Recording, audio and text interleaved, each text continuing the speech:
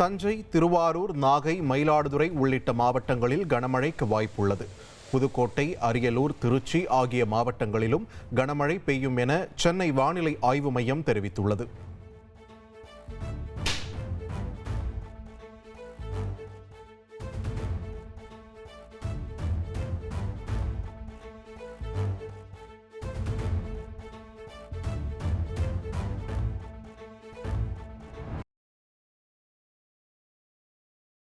தமிழகத்தில் 12ஆம் வகுப்பு பொதுத் தேர்வு மார்ச் 2ஆம் தேதி தொடங்கி மார்ச் 26ஆம் தேதி வரை நடைபெறுகிறது. 12ஆம் வகுப்பு தேர்வு முடிவுகள் மே 8ஆம் தேதி வெளியிடப்படும் என்றும் பள்ளிக் கல்வித்துறை அமைச்சர் அன்பில் மகேஷ் அறிவித்துள்ளார்.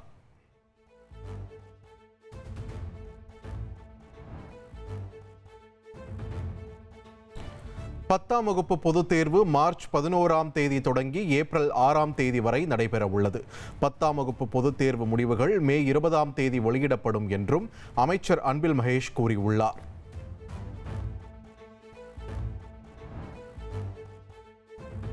பனிரெண்டாம் வகுப்பு செய்முறை தேர்வு பிப்ரவரி 9ஆம் தேதி முதல் பிப்ரவரி 14ஆம் தேதி வரை நடைபெற உள்ளது. 10ஆம் வகுப்பு செய்முறை தேர்வு பிப்ரவரி 23ஆம் தேதி முதல் பிப்ரவரி 28 வரை நடைபெறும் என்றும் அறிவிக்கப்பட்டுள்ளது.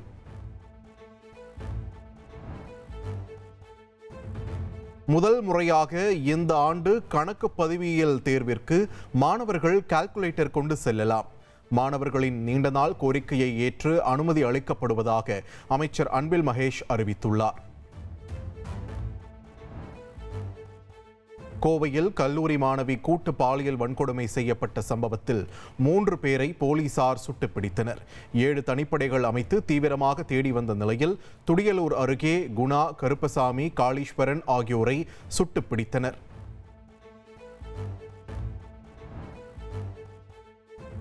கைது செய்யப்பட்ட 3 மீதும் ஏற்கனவே வழக்குகள் உள்ளன. குற்றவாளிகளில் 2 ஏற்கனவே கைது செய்யப்பட்டு ஜாமீனில் வந்தவர்கள் எனவும் கோவை மாநகர காவல் ஆணையர் தெரிவித்துள்ளார். சுமார் 300 சிசிடிவி காட்சிகளை ஆய்வு செய்து குற்றவாளிகளை பிடித்ததாக கோவை மாநகர காவல் ஆணையர் சரவணசுந்தர் கூறியுள்ளார்.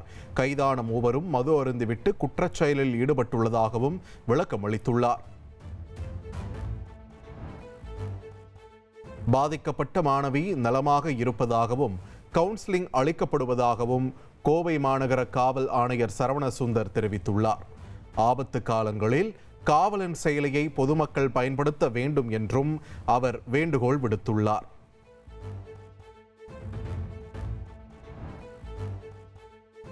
துப்பாக்கிச்சூடு நடத்தப்பட்ட வெள்ளக்கிணறு பகுதியில் தடயவியல் நிபுணர் குழு சோதனை நடத்தியது.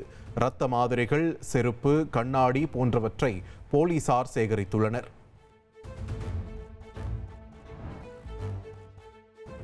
மாணவி கூட்டு பாலியல் வன்கொடுமை செய்யப்பட்ட சம்பவம் தொடர்பாக மாநில மகளிர் ஆணையம் விசாரணை மேற்கொள்கிறது. மாநில மகளிர் ஆணைய தலைவி குமரி பாதிக்கப்பட்ட பெண்ணை சந்திக்க உள்ளதாக அறிவிக்கப்பட்டுள்ளது.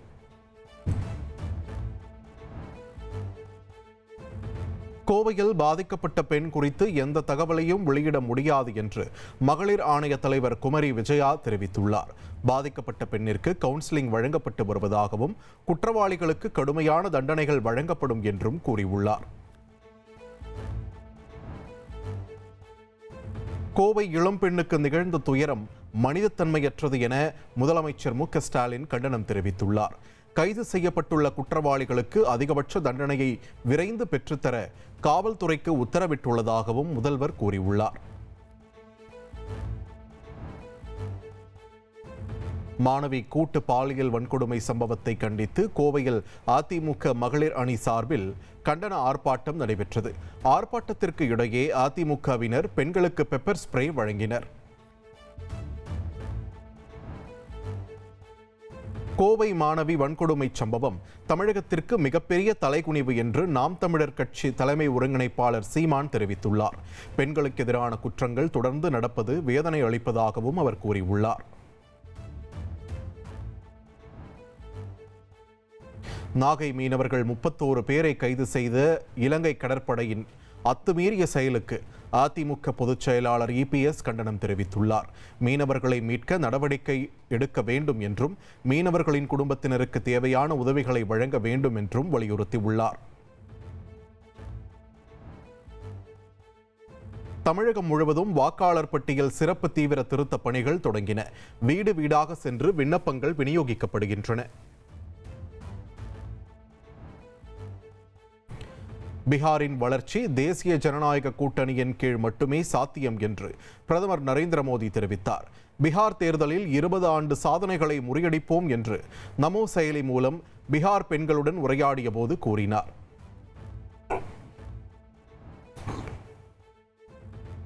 பீகார் இளைஞர்களுக்கு வேலைவாய்ப்பை ஏற்படுத்த பிரதமர் மோடி விரும்பவில்லை என்று மக்களவை எதிர்க்கட்சித் தலைவர் ராகுல் காந்தி குற்றம் சாட்டியுள்ளார். பீகார் மக்களை தொழிலாளர்களாக நிதிஷ்குமார் மாற்றியுள்ளார் என்றும் தேர்தல் பிரச்சார கூட்டத்தில் விமர்சித்துள்ளார்.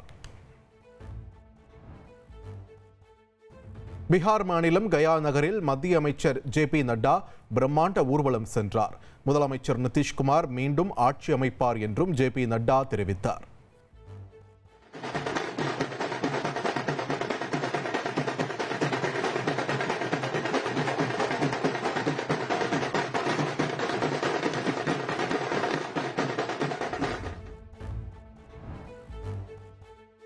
பீகாரில் தேர்தல் பிரச்சாரம் சூடுபிடித்துள்ள நிலையில் ராஷ்டிரிய ஜனதா தள முதல்வர் வேட்பாளர் தேஜஸ்வி யாதவ் புதிய வாக்குறுதிகளை அறிவித்துள்ளார். தங்கள் ஆட்சி அமைந்தவுடன் மகர சங்கராந்தி அன்று பெண்களின் வங்கிக் கணக்கில் 30,000 ரூபாய் வரவு வைக்கப்படும் என்று அவர் கூறியுள்ளார். பீகார் சட்டப்பேரவை தேர்தல் முதற்கட்ட வாக்குப்பதிவுக்கான பிரச்சாரம் மாலையுடன் ஓய்ந்தது. வியாழக்கிழமை வாக்குப்பதிவு நடைபெற உள்ள நிலையில் அரசியல் கட்சிகள் தீவிர வாக்கு சேகரிப்பில் ஈடுபட்டனர். பீகார் சட்டப்பேரவை தேர்தலை ஒட்டி IANS மற்றும் மேட்ரிஸ் நிறுவனம் நடத்திய தேர்தலுக்கு முந்தைய கருத்து கணிப்பு வெளியிடப்பட்டது. தேசிய ஜனநாயக கூட்டணி பெரும்பான்மையை கைப்பற்றி மீண்டும் ஆட்சியை பிடிக்க வாய்ப்புள்ளதாக தெரிவிக்கப்பட்டுள்ளது. இரட்டை இலை சின்ன விவகாரத்தில் தலையிட்டு விசாரணை நடத்த வேண்டும் என தேர்தல் ஆணையத்திடம் செங்கோட்டையன் கடிதம் அளித்துள்ளார். எடப்பாடி பழனிசாமி தலைமை தாங்கும் கட்சி அதிமுக இல்லை என்றும் கட்சியின் உண்மை நிலையை நிரூபிக்க கால அவகாசம் வேண்டும் என்றும் அவர் கூறியுள்ளார்.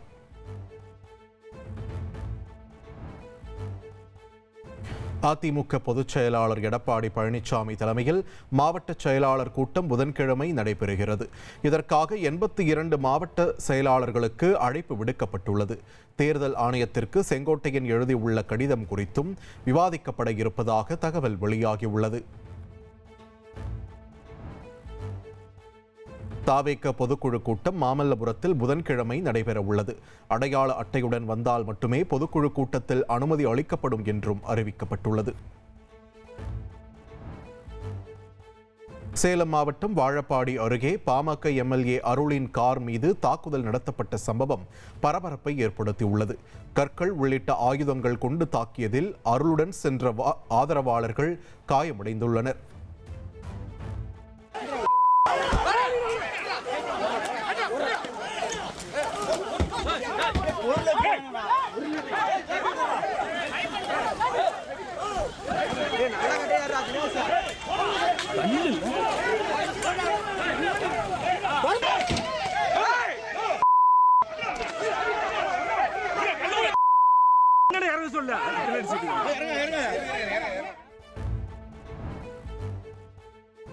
வாழப்பாடியில் எம்எல்ஏ அருள் மீதான தாக்குதலுக்கு பாமக நிறுவனர் ராமதாஸ் கண்டனம் தெரிவித்துள்ளார்.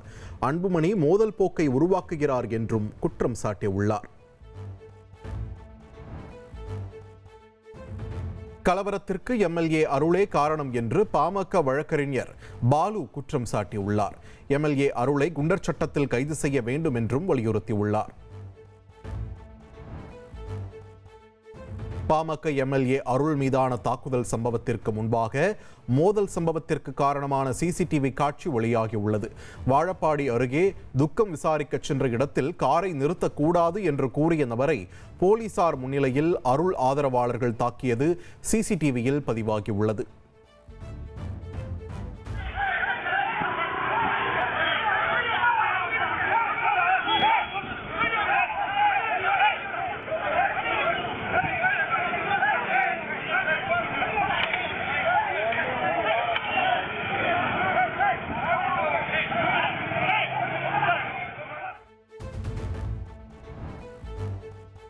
ஆலங்குளம் தொகுதி எம்எல்ஏ மனோஜ் பாண்டியன் முதல்வர் ஸ்டாலின் முன்னிலையில் திமுகவில் இணைந்தார்.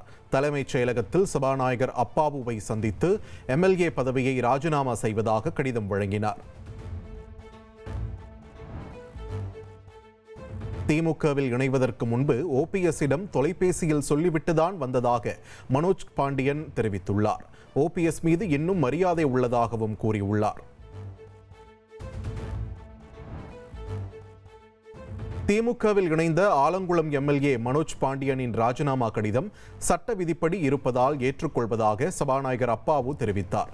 காலையிலேயே தன்னை தொடர்பு கொண்டு ராஜினாமா செய்ய உள்ளதாக மனோஜ் பாண்டியன் தெரிவித்ததாக கூறினார். மனோஜ் பாண்டியன் தன்மானத்தை அடகு வைத்துவிட்டு திமுகவில் இணைந்து விட்டதாக அதிமுக முன்னாள் அமைச்சர் வைகை செல்வன் விமர்சித்துள்ளார். காஞ்சிபுரத்தில் செய்தியாளர்களிடம் பேசிய அவர் எம்எல்ஏ பதவியை 3 அல்லது 4 ஆண்டுகளுக்கு முன்பு ராஜினாமா செய்திருக்கலாமே என்றும் கேட்டுள்ளார். மனோஜ் பாண்டியன் திமுகவில் இணைந்தது வருத்தம் அளிப்பதாக அமமுக பொதுச் செயலாளர் டிடிவி தினகரன் தெரிவித்துள்ளார். எடப்பாடி பழனிசாமியின் ஆட்டத்தால் பாதிக்கப்பட்ட அதிமுக தொண்டர்கள் இதுபோன்ற முடிவெடுப்பது துரதிருஷ்டவசமானது என்றும் அவர் தெரிவித்தார். முன்னாள் அமைச்சர் பொன்முடி மீண்டும் திமுக துணை பொதுச் செயலாளராக நியமிக்கப்பட்டுள்ளார். அமைச்சர் சுவாமிநாதனும் துணை பொதுச் செயலாளராக நியமிக்கப்பட்டுள்ள நிலையில் திமுகவில் துணை பொதுச் செயலாளர்கள் எண்ணிக்கை 7ஆக உயர்ந்துள்ளது. கரூர் சம்பவம் தொடர்பாக சிபிஐ விசாரணைக்கு 7 காவல் உதவி ஆய்வாளர்கள் நேரில் ஆஜராகினர். உதவி ஆய்வாளர்களிடம் 5 மணி நேரமாக நடத்தப்பட்ட விசாரணை நிறைவடைந்தது.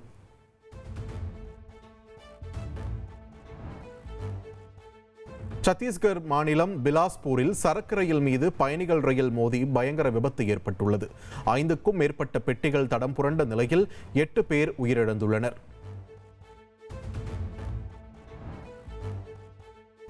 பிலாஸ்பூரில் விபத்திற்குள்ளான பயணிகள் ரயிலின் பெட்டிகளை அகற்றும் பணியில் ரயில்வே ஊழியர்கள் தீவிரமாக ஈடுபட்டுள்ளனர். சீரமைப்பு பணிகளை மாவட்ட ஆட்சியரிடம் விஷ்ணு தியோ சாய் வீடியோ காலில் பேசி ஆய்வு செய்தார்.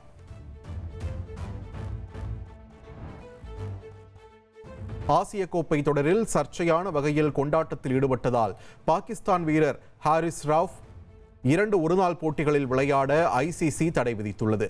ஹாரிஸ் ராவ் ஊதியத்தில் 30% அபராதம் விதித்ததோடு இந்திய வீரர் சூரியகுமார் யாதவுக்கும் ஊதியத்தில் இருந்து 30% அபராதம் விதித்து உத்தரவிட்டுள்ளது. மகளிர் உலகக்கோப்பையில் தொடர் நாயகி பட்டம் வென்ற தீப்தி சர்மாவை டிஎஸ்பியாக நியமித்து உத்தரப்பிரதேச முதல்வர் யோகி ஆதித்யநாத் உத்தரவிட்டுள்ளார். உலகக்கோப்பை தொடரில் தீப்தி சர்மா 22 விக்கெட்டுகளை வீழ்த்தி 215 ரன்கள் அடித்த நிலையில் டிஎஸ்பியாக நியமிக்கப்பட்டுள்ளார். தீப்தி சர்மாவுக்கு போலீசார், ரசிகர்கள் உட்பட பல்வேறு தரப்பினரும் பாராட்டுகளை தெரிவித்து வருகின்றனர். தஞ்சை மாவட்டம் சோழகம்பட்டி பகுதியில் ஹிந்தியில் இருந்த ஊர் பெயரை நாம் தமிழர் கட்சியைச் சேர்ந்தவர்கள் கருப்பு மையால் அழித்தனர். தஞ்சாவூர் புதுக்கோட்டை தேசிய நெடுஞ்சாலையில் ஊர் பெயர்கள் தமிழ், ஆங்கிலத்துடன் ஹிந்தி மொழியிலும் பொறிக்கப்பட்டுள்ளன. இதற்கு கண்டனம் தெரிவித்து நாம் தமிழர் கட்சியைச் சேர்ந்த சிலர் ஹிந்தி பெயரை மட்டும் கருப்பு மையால் அழித்தனர். குரு பூஜை ஒவ்வொரு தலைவர்களுக்குமான குரு பூஜை, சதய விழா, இதுக்கெல்லாம் பெருந்திரளா திரட்ட அந்த தலைவர்கள் கவனத்துக்கு சாதியாவும் மதமாவும் திரண்டு நின்று உங்களுக்கான பலனை அடைஞ்சிக்கிட்டே இருந்தீங்கன்னா கடைசி வரைக்கும் என்ன நடக்கும் அப்படின்னா, இலங்கையில் நம்ம எப்படி கொண்டொழிக்கப்பட்டு அடிமையாக்கப்பட்டோமோ அதே நிகழ்வு இங்கேயும் நடக்கும். பின்னாடி பார்க்குற பெயர் பலகை பார்த்தா தெரியும். இதே மாதிரி தஞ்சாவூர்லேருந்து கிட்டத்தட்ட புதுக்கோட்டை வரைக்கும் இந்தியில் பெயர் பலகை பயிற்சிருக்காங்க. நடிகர் விஜயின் கோட் பட பேனர் தொடர்பாக தாவேக நிர்வாகிகள் மீது பதிவு செய்யப்பட்ட வழக்கு 8 நபர்கள் மீதான வழக்கை ரத்து செய்து உயர்நீதிமன்ற மதுரை அமர்வு உத்தரவிட்டுள்ளது. வீரப்பன் தேடுதல் வேட்டையின் போது அதிரடிப்படையால் பாதிக்கப்பட்டவர்களுக்கு பாக்கி இழப்பீட்டை வழங்காதது நீதிமன்ற அவமதிப்பு செயல். 2,59,00,000 ரூபாய் பாக்கி இழப்பீட்டை தமிழக அரசு வழங்க வேண்டும் என்று தமிழக அரசுக்கு சென்னை உயர்நீதிமன்றம் உத்தரவிட்டுள்ளது.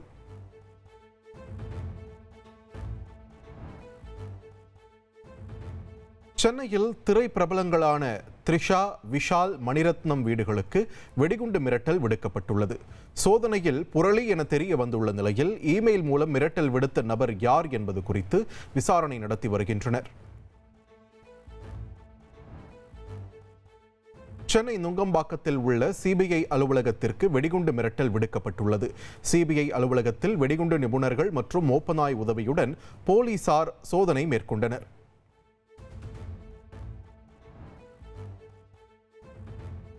திருச்செந்தூர் அருகே பெண்ணை தாக்கியதாக நடிகர் ஜிபி முத்து மற்றும் அவரது மனைவி உட்பட 4 பேர் மீது போலீசார் வழக்கு பதிவு செய்துள்ளனர். 3 பிரிவுகளின் கீழ் வழக்கு பதிவு செய்து போலீசார் நடவடிக்கை எடுத்துள்ளனர். விழுப்புரம் கிழக்கு புதுச்சேரி நெடுஞ்சாலையில் மண் அரிப்பு ஏற்பட்டு 5 அடி ஆழத்திற்கு பள்ளம் ஏற்பட்டதால் பரபரப்பு ஏற்பட்டது. பள்ளம் ஏற்பட்ட போது வாகனங்கள் செல்லாததால் பெரும் அசம்பாவிதம் தவிர்க்கப்பட்டது. பள்ளத்தை மூடி தார்ச்சாலை போட சம்பந்தப்பட்ட மாநில நெடுஞ்சாலைத்துறை மூலம் உரிய நடவடிக்கை எடுக்கப்படும் என்று அதிகாரிகள் தெரிவித்தனர்.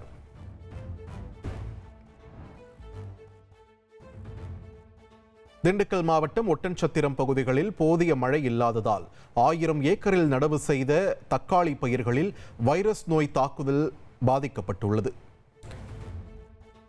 அதிகாரிகள் ஆய்வு செய்து பாதிக்கப்பட்ட விவசாயிகளுக்கு இழப்பீட்டுத் தொகை வழங்க வேண்டும் என விவசாயிகள் கோரிக்கை வைத்துள்ளனர்.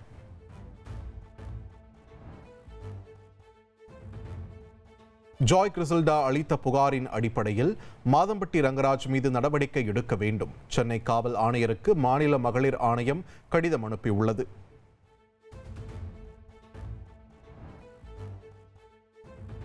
ஜாய் கிறிசல்டாவை திருமணம் செய்ததை சமையல் கலைஞர் மாதம்பட்டி ரங்கராஜ் ஒப்புக்கொண்டார். ஜாய் கிறிசல்டாவின் குழந்தைக்கு தான் தந்தை என்பதையும் மகளிர் ஆணையத்தில் மாதம்பட்டி ரங்கராஜ் ஒப்புக்கொண்டதாக தெரிவிக்கப்பட்டுள்ளது. நாமக்கல் அருகே தந்தை மகள் தண்ணீர் தொட்டிக்குள் குதித்து தற்கொலை செய்து கொண்டுள்ளனர். இருவருக்கும் தீராத சர்க்கரை நோய் இருந்ததால் விபரீத முடிவு எடுத்ததாக தெரிவிக்கப்பட்டுள்ளது.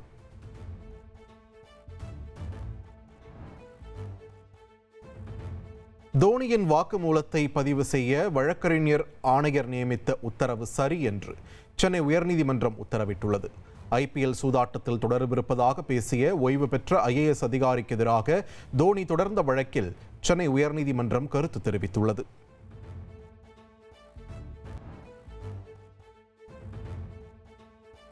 புதுச்சேரியில் வாக்காளர் பட்டியல் சிறப்பு தீவிர திருத்த பணி தொடங்கியதை அடுத்து தேர்தல் பணியாளர்கள் வீடு வீடாக சென்று வாக்காளர் திருத்த பணியை மேற்கொண்டனர்.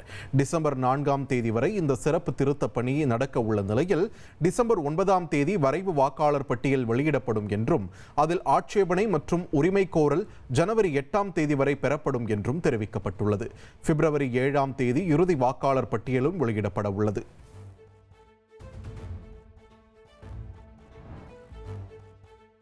எஸ்ஐஆருக்கு எதிராக மேற்கு வங்க மாநிலம் கொல்கத்தாவில் முதலமைச்சர் மம்தா பானர்ஜி பிரம்மாண்ட பேரணி மேற்கொண்டார். அமைச்சர்கள் உட்பட ஆயிரக்கணக்கானோர் ஊர்வலத்தில் பங்கேற்றனர்.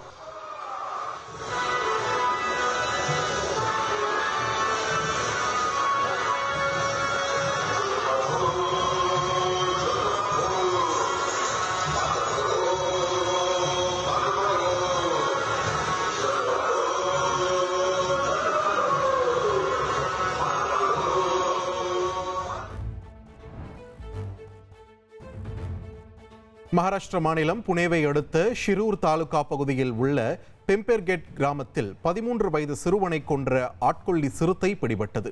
சிறுத்தை தாக்கியதில் 13 வயது சிறுவன் உட்பட 6 பேர் உயிரிழந்திருந்ததால் மக்களிடையே கொந்தளிப்பு ஏற்பட்ட நிலையில் வனத்துறையினர் நடவடிக்கை எடுத்துள்ளனர்.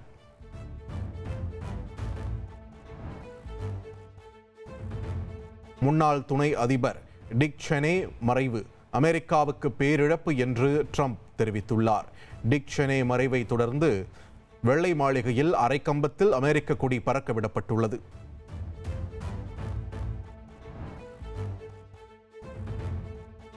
மத்திய பிலிப்பைன்ஸ் பேர் உயிரிழந்துள்ள நிலையில் வீடுகளில் சிக்கி உள்ளோரை மீட்கும் பணி தீவிரமாக நடைபெற்று வருகிறது.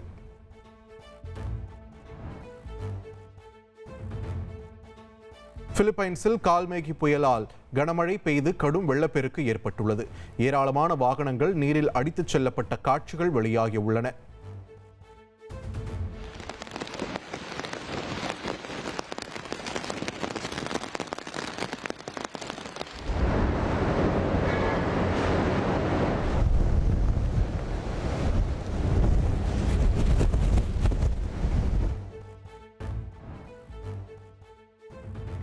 ஐசிசி மகளிர் ஓடிஐ பேட்டிங் தரவரிசையில் ஸ்மிருதி மந்தனாவை பின்னுக்கு தள்ளி தென்னாப்பிரிக்க கேப்டன் லாரா முதலிடம் பிடித்தார்.